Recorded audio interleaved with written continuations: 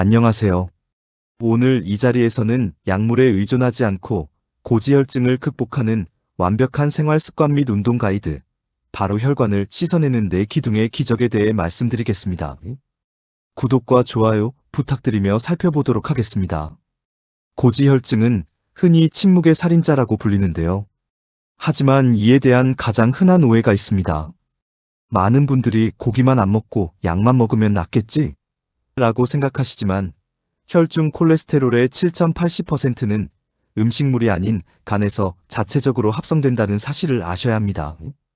단순히 포화지방 섭취를 줄이는 것만으로는 근본적인 수치 정상화가 불가능하다는 것이죠.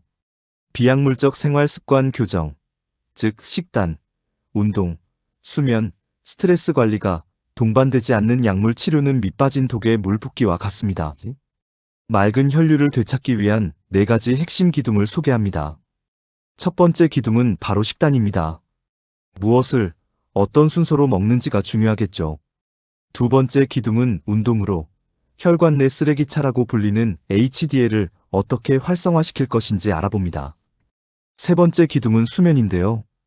대사 호르몬의 균형을 어떻게 맞출 수 있는지 살펴보겠습니다. 마지막 네 번째 기둥은 스트레스입니다. 간의 콜레스테롤 과잉 합성을 어떻게 막을 수 있을까요? 이 4가지 기둥 중 하나라도 무너지면 혈관의 정화 시스템은 작동을 멈춘다는 점을 명심하셔야 합니다. 혈당과 중성지방을 동시에 잡는 효과적인 방법으로 거꾸로 식사법을 제안합니다. 스텝 1은 식이섬유 섭취입니다. 채소나 해조류를 가장 먼저 섭취하여 장내의 방어막을 형성하고 콜레스테롤과 담즙산의 흡수를 차단하는 것이 목표입니다. 하루 25지 이상을 권장합니다. 다음 스텝 2는 단백질 섭취입니다. 콩, 두부, 생선, 살코기 등을 드시면 포만감을 높여 과식을 방지할 수 있습니다. 마지막 스텝 3에서 탄수화물을 섭취합니다. 밥이나 면류를 가장 나중에 드시면 인슐린 급증을 막고 잉여, 에너지가 간에서 중성지방으로 저장되는 것을 원천 차단하는 효과를 볼 수 있습니다. 다음은 지방 매트릭스, 즉 버려야 할 기름과 채워야 할 기름에 대해 알아보겠습니다. 반드시 피해야 할 지방으로는 포화지방과 트랜스지방이 있습니다. 총 열량의 7% 미만을 섭취하고 트랜스지방은 아예 섭취하지 않는 것이 목표입니다. 삼겹살, 비계, 파뮤가 들어간 라면이나 과자, 믹스커피, 마가린, 베이컨, 곱창과 같은 내장류가 주범입니다. 이런 지방들은 간세포의 LDL 수용체 활성을 떨어뜨려 혈관에 나쁜 콜레스테롤인 LDL을 직접적으로 쌓이게 만듭니다. 반면 적극적으로 섭취해야 할 지방은 불포화 지방산과 오메가-3입니다. 올리브유, 들기름, 고등어, 삼치, 연어 같은 등푸른 생선, 그리고 견과류 등이 여기에 해당합니다. 이들은 혈관 염증을 줄이고 혈중 중성지방 농도를 효과적으로 감소시키는 해결사 역할을 합니다. 이번에는 고기보다 위험할 수 있는 숨겨진 적들을 알아보겠습니다. 첫째, 야식입니다. 밤늦게 먹는 음식은 인슐린 활성도가 떨어진 시간대에 섭취되므로 에너지가 소모되지 못하고 중성지방 형태로 간에 즉각 축적됩니다. 둘째, 단 음료입니다. 믹스커피, 밀크티, 에너지 드링크와 같은 단순당은 하루 25지 이하로 제한해야 하며 매우 짧은 시간 안에 중성지방 수치를 급격히 폭발시킵니다. 셋째, 정제 탄수화물입니다. 흰쌀밥, 빵, 떡, 면 등이 대표적이며 한국인 고지혈증의 가장 큰 원인으로 꼽힙니다. 섭취 비율을 총 열량의 5065% 이내로 줄이고 현미, 귀리, 보리 등 통곡물로 대체하는 것이 중요합니다. 땀을 흘려야만 혈관이 씻겨 내려가는 이유를 3가지로 설명드릴 수 있습니다. 첫째, 리파아제 활성화입니다. 유산소 운동은 지방 분해 효소를 활성화하여 골격근 내에서 중성지방을 직접적으로 태워 없앱니다. 둘째, 혈관의 청소차 HDL 증가입니다. 운동은 나쁜 콜레스테롤을 간으로 수거해가는 좋은 콜레스테롤, 즉 HDL을 유일하게 증가시키는 확실한 방법입니다. 주당 1000에서 2000kcal 소모를 목표로 하십시오. 셋째, 내피세포 기능 향상입니다. 굳어진 혈관의 탄력을 되찾아 동맥경화를 예방하는 데 도움을 줍니다. 고지혈증 환자분들을 위한 맞춤형 3단계 유산소 프로토콜입니다. 먼저 준비 운동으로 5분에서 10분 정도 가벼운 스트레칭과 천천히 걷기를 해주세요. 심박수를 서서히 올리고 굳어있는 혈관을 확장시켜 심장에 가해지는 갑작스러운 부담을 방지하는 것이 목적입니다. 다음 본 운동은 30분에서 60분간 진행하며 빠르게 걷기, 자전거, 수영과 같이 큰 근육을 율동적으로 사용하는 유산소 운동을 주 45회 규칙적으로 실시합니다.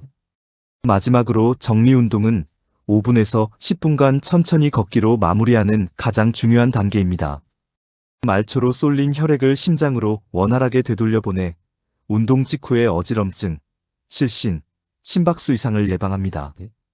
그렇다면 어느 정도로 힘들게 운동해야 할까요? 대화는 가능하지만 노래는 불가한 정도가 이상적입니다. 목표 강도는 최대 심박수의 6,590%, 최대 산소 섭취량의 4,075%입니다. 만약 편안하게 노래를 부를 수 있다면 강도가 너무 낮은 것이니 높이세요. 숨이 약간 차고 옆 사람과 대화는 가능하지만 노래는 부를 수 없는 정도라면 목표 구간에 해당합니다. 이 강도를 40분 이상 유지하는 것을 추천합니다. 반대로 숨이 차서 대화가 불가능하다면 강도가 너무 높은 것이니 낮추셔야 합니다. 운동 중에는 안전 수칙을 지키고 위험 신호에 주의해야 합니다.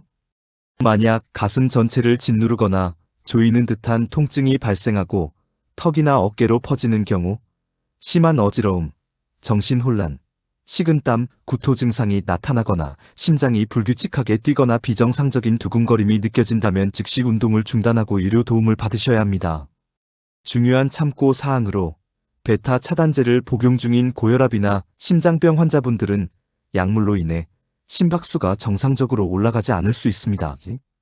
이 경우에는 심박수 측정 대신 본인이 느끼는 자각적인 운동 강도, 즉 약간 힘들다는 느낌을 기준으로 삼아야 합니다.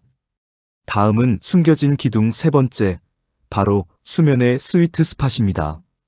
국민건강영양조사 15,014명 대상 분석 결과에 따르면 수면 시간이 6시간 이하로 부족한 경우 이상지지혈증 유병률이 유의미하게 1.156배 급증한다고 합니다.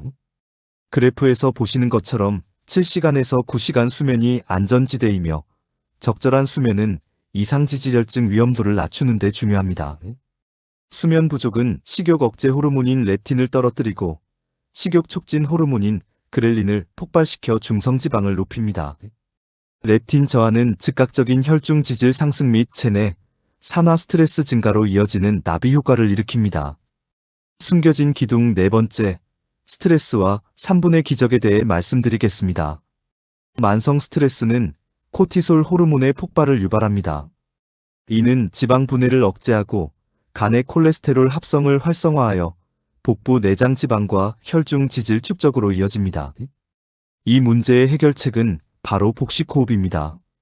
복식호흡은 교감신경의 긴장을 완화하고 부교감신경을 활성화하여 심박수와 혈압을 즉각적으로 낮춥니다. 프로토콜은 하루 3번, 3분간 진행합니다. 코로 깊게 숨을 들이마시며 배를 내밀고 입으로 천천히 내뱉으며 배를 집어넣으십시오. 꾸준한 복식호흡은 LDL 콜레스테롤을 25%에서 35%까지 감소시킬 수 있습니다. 맑은 혈류를 만드는 24시간 완벽 루틴을 제안합니다. 오전 7시, 기상 후 3분 복식호흡으로 스트레스 호르몬을 리셋합니다. 오후 12시 30분, 점심 식사는 거꾸로 식사법을 적용하여 식이섬유, 단백질, 탄수화물 순서로 드세요. 오후 3시 간식으로는 믹스커피 대신 견과류 한 줌과 무가당 차를 선택합니다. 오후 7시 저녁 식사로는 등푸른 생선과 통곡물밥을 드시고 야식을 원천 차단하십시오. 오후 8시에는 유산소 운동 40분과 10분 정리 걷기를 진행합니다. 숨이 약간 차고 대화는 가능하지만 노래는 불가한 강도를 유지해주세요. 마지막으로 오후 11시 취침하여 최소 78시간의 딥슬립을 확보하는 것이 중요합니다.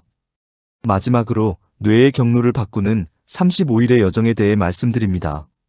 고지혈증 관리에 도움이 되는 생활 습관을 몸에 익힌다는 것은 견고하게 연결된 뇌의 낡은 신경 경로를 끊어내는 일입니다.